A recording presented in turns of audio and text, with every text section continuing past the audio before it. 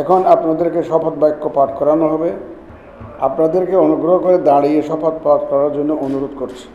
উল্লেখ্য যে আমি শব্দটি উচ্চারণের পর মাননীয় সংসদ সদস্যগণ ডট চিহ্নিত স্থানে নিজের নাম পাঠ করবেন। আমি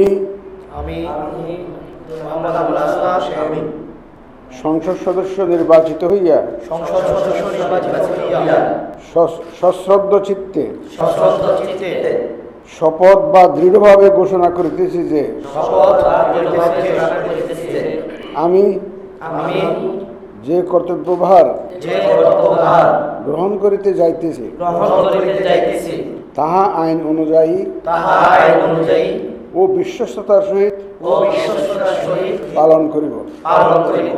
আমি বাংলাদেশের প্রতি অকৃত্রিম বিশ্বাস ও আনুগত্য পোষণ করিব এবং সংসদ সদস্যরূপে আমার কর্তব্য পালনকে ব্যক্তিগত স্বার্থের দ্বারা প্রভাবিত হইতে দিব না। ধন্যবাদ।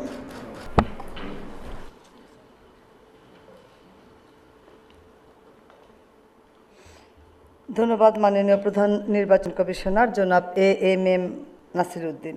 মাননীয় সংসদ সদস্যগণকে শপথপত্রে নির্ধারিত স্থানে নিজ নির্বাচনী এলাকা উল্লেখপূর্বক অধ্যকার তারিখ সহ স্বাক্ষরদানের জন্য বিনীত অনুরোধ জানাচ্ছি।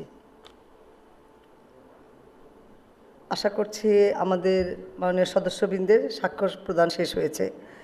মাননীয় সদস্যবৃন্দ, এখন জুলাই জাতীয় সনদ সংবিধান সংস্কার বাস্তবায়ন আদেশ 2025 অনুযায়ী সংবিধান সংস্কার বাস্তবায়ন আদেশ 2025-এর অনুচ্ছেদ 8 এবং তফসিল 1 অনুযায়ী শপথ পাঠ পরিচালনাকারী মাননীয় প্রধান নির্বাচন কমিশনার জনাব এএমএম নাসির উদ্দিনকে সংবিধান সংস্কার পরিষদ সদস্যগণকে শপথ পাঠ পরিচালনার জন্য বিনীত অনুরোধ করছি।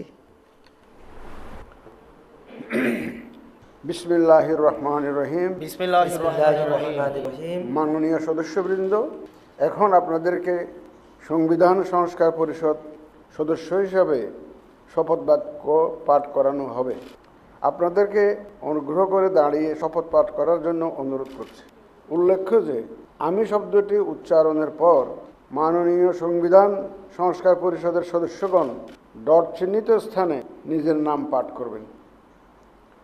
আমি আব্দুল হান্নান মাসুদ সংবিধান সংস্কার পরিষদ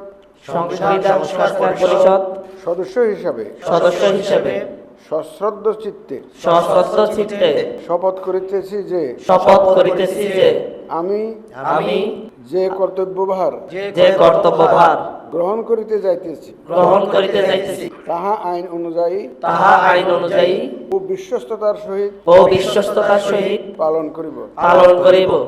আমি বাংলাদেশের প্রতি অকৃত্রিম বিশ্বাস ও আনুগত্য পোষণ করিব এবং পরিষদ সদস্যরূপে আমার কর্তব্য পালনকে ব্যক্তিগত স্বার্থের দ্বারা প্রভাবিত হইতে দিব না। ধন্যবাদ। ধন্যবাদ মাননীয় প্রধান নির্বাচন কমিশনার জনাব এএমএম নাসির উদ্দিন। আমি এখন মাননীয় সংবিধান সংস্কার পরিষদের সদস্যগণকে শপথপত্রে নির্ধারিত স্থানে নিজ নির্বাচনী এলাকা উল্লেখপূর্বক শপথপত্রের অধ্যকার তারিখ সহ স্বাক্ষরদানের জন্য বিনীত অনুরোধ জানাচ্ছি।